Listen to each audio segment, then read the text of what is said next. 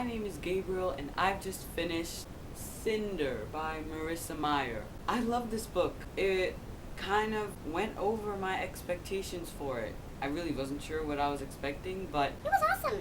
Yeah, it was good. So before I say anything, I want to talk about my experience when I first saw this book, obviously on BookTube. So when I first saw Cinder, the thing that stuck out most to me was the font. I love this font so much. It's just so intriguing and fairy tale-esque, which is really appropriate. But I was really turned off for reading this book because of the image. One of the things that mostly creeps me out in TV and movies is robots. There's just something about me that really doesn't like robots at all. The main character being a cyborg, to me, is actually even worse than a robot, so I immediately went, no, I'm not reading this. But then I heard these books, the Lunar Chronicles, were fairy tale retellings. I love fairy tales, who doesn't? And they're YA futuristic.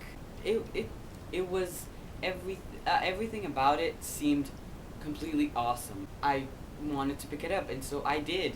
Now, I heard these were fairy tale retellings, and the first one was about Cinderella, and out of the 4 fairy tales that are represented in the Lunar Chronicles, Cinderella is the least favorite, so I had this mentality of, fine, I get through the first one, and then the awesomeness begins. And I was very positively surprised that that didn't happen at all. Cinder was amazing, as I've mentioned. It's actually going to be very hard to top this off. I mean, sure, Cinderella is my least favorite, but just I'm not really sure how the second one will be. I have expectations, high expectations. The cover is actually, now that I've read it and I kind of feel not so irked out about robots, it still kind of freaks me out though. I love the spine. And also, this is my first hardcover book. BookTube really... Like, oh my god, these books exist? I had no idea, and so I decided to get this in hardback, and the naked form is just beautiful. I mean, look at the spine, it's just... I love it. Anyway, now that you know these are fairy tale retellings, like the first thing I told you about it, I'm gonna try to summarize this as best as I can. There's just so much going on.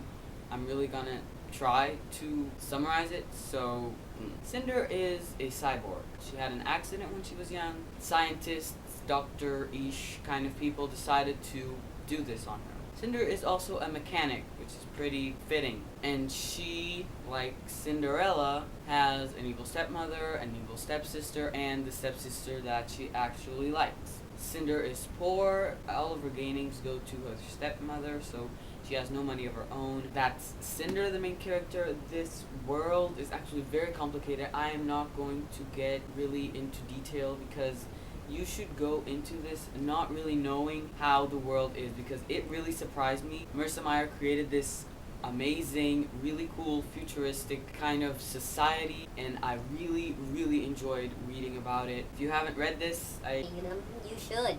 It's awesome. I, like I've mentioned, liked this book a lot. This is actually better than a lot of the books I have up there. Just, I liked it so much. I don't really know what to say. I loved the romance aspect of this novel. I love it when romances are done right, when they're done with creativity. Honestly, a poor girl falling in love with a prince is actually really cliche, but the author did such an amazing job at it, and I loved reading through it, how their relationship flourished, I guess you could say. And yeah.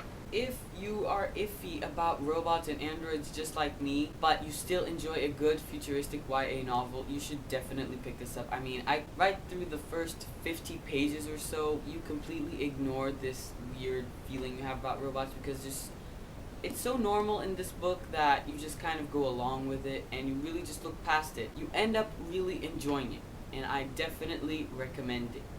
If not for the little fairy tale heart of yours that wants to read something like that again. Non-spoilery things, that's about it for it. I guess I'm going to go into the spoiler section. And if you decide to stay, you will be spoiled. Duh. So, you've read this book, hopefully. I've already said I enjoyed it, but it's kind of like a new video altogether. I want to say I loved it. I really want to get that across. So, I love the way this novel begins. You're just thrown right into her cyborginess. She's switching her mechanical foot, and even though that kind of, my iffiness with robots, it kind of weirded me out, it's still awesome, kind of, because, again, you're automatically in this world. No explanation, no summary, no anything, and I love it when people do that. The prince coming right off, like, first few pages, that was also very good, nicely done. You immediately get that these two are kind of going to have a really interesting relationship. The stepmother and stepsister, Pearl, they are really supposed to be the hateful characters. You're supposed to hate them, and that is exactly how I feel about them. I just detest them to their core. They're selfish and... how do you say it? Centered, they don't care about anyone else. Peony, however, I kind of liked because, she's supposed to be the one that you do like. Her passing was actually really sad, especially since Cinder got there, 2 seconds late. That was really, really hard. Aiko was actually, he was a robot, an android, obviously, and I was really not expecting to like her. I was really not expecting to like her, but this is kind of weird because I ended up actually liking this character. You really feel that Cinder is heartbroken when stupid stepmother takes him apart, and I really, really want to know what happens to him in the next one. What else? One of the things I really didn't get about it was Cinder leaving. She had just gone into Dr. Erlen's research thing, and she was actually doing something helpful. Then she just gets this idea to leave. She has the prince, she has her sister, or did her sister already die? I'm not really sure. But anyway, she has the research, like I mentioned. She shouldn't leave at such a crucial time, and she just decides to do it. And that was the only thing in this novel that I really didn't really connect with, because I really think she shouldn't have just decided to leave. I understand where she's coming from. If I was her, obviously I would want to leave, but just ain't. The Lunars. The Lunars kind of freaked me out, actually, with their brainwashing stuff, and just, no, that. It's just so weird. I can't really explain, but I really did not like them. Obviously, you're not really supposed to. But then you find out Cinder is lunar, and Whoa. I don't know about you, but I was not expecting that at all. It was, however, a very nicely done twist. Obviously, the twist at the end was even more nicely done, but I'll get to that in a minute. The fact that she's lunar really, it changes your perspective on things. These gifts, these powers, magic, whatever, the bioelectronic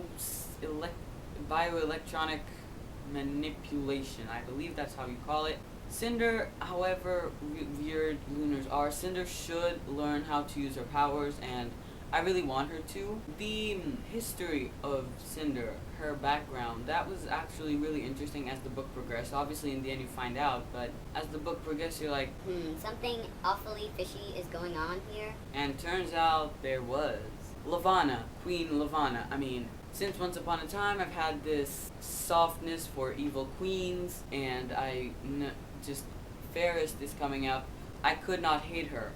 I really could not. Even though she's such an evil character and really mean, I really didn't loathe her because of this feeling I have towards the evil queen. But this glamour thing she has going on, that was really bad. When masks and everything really creeped me out, and the glamour thing is essentially a mask being so fake. It's not, even today, it's not really accepted into society to be so perfect. One thing that I really did not like about Levana, as you're not supposed to like, is how she didn't want to find an agreement for peace. She just kept yapping on about wanting to marry the prince, and obviously afterwards you find out that she really just doesn't care. She's going to wage war on them anyway, and so that's her evil core, and since Fairest is her background story, I really want to know, I really want to read it, why she is the way she is. I mean, it promises an explanation, and I really hope we get that explanation in the book. The ball, I really like reading that scene. I mean, just something about fairy tale balls in general. You end up liking it, and so the car getting that destroyed her leaving plan, which kind of relieved me. I really didn't want her to leave. I just saw no point in it. As the events of the ball kind of progressed, you kind of did want her to leave because you find out that Levana wants to kill her. Kai is really heartbroken because she didn't tell him the truth. Just, yeah, you really wish the car had broken down. But still, if she had escaped, the book would obviously not have this intense thriller kind of feeling to it, because like, oh my god, what's gonna happen? And although I know there are more in this series, just whoa, just the novel would not end, and obviously it did end, but there's obviously a continuation. The twist at the end, it did not blow me completely away, although it blew me away not so much. When Dr. Erland was explaining to her that she was special somewhere in the middle of the book, I was kind of like, she that princess that escaped. But the thought completely vanished as I was reading, and so when he told her, just, whoa, what is going to happen? I love how it ended. Her trying to escape. And another thing is that Scarlet is focused on another main character, so you really don't know what happens to Cinder unless you read it later on, or one of the characters meets Cinder and she tells her, or him, but you really don't. The character is going to change, and as soon as I start Scarlet, I'm not going to know what happened to Cinder, and I really love that. Although the curiosity is obviously gnawing at me, I like that this aspect of not knowing or waiting for it to be known. Anyway, that is kind of my opinion and discussion on Cinder. I thoroughly enjoyed Cinder, and I cannot wait to read the rest of the Lunar Chronicles, especially Fairest, because Evil queen, evil queen, evil queen. Scarlet. When will I be reading Scarlet? I'm not sure.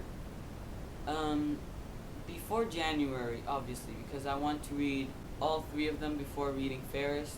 I actually cannot wait to read Scarlet. This was awesome. Cannot wait for the continuation. That's all I can say.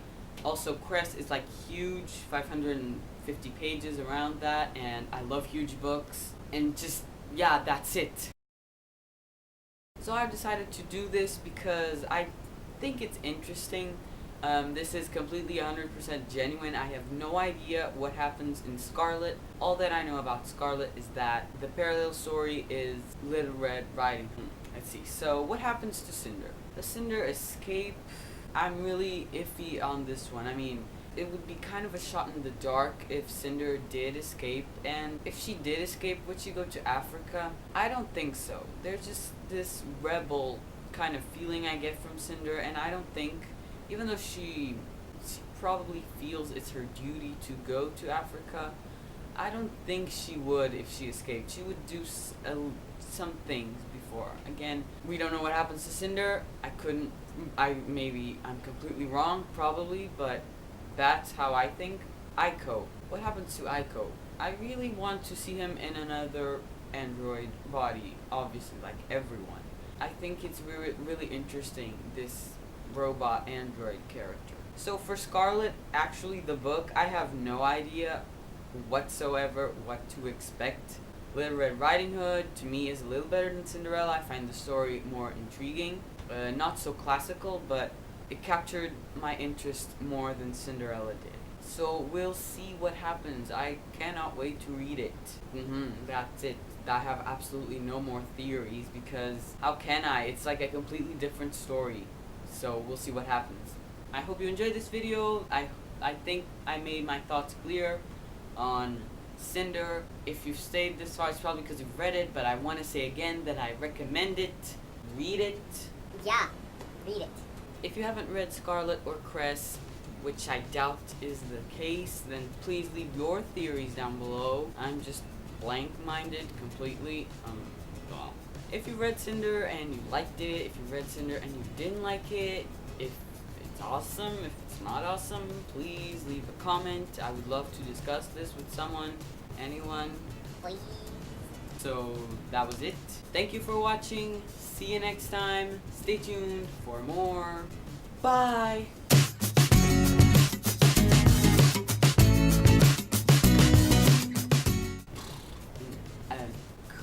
Cat. No. Look at me. Look at her. She's so cute.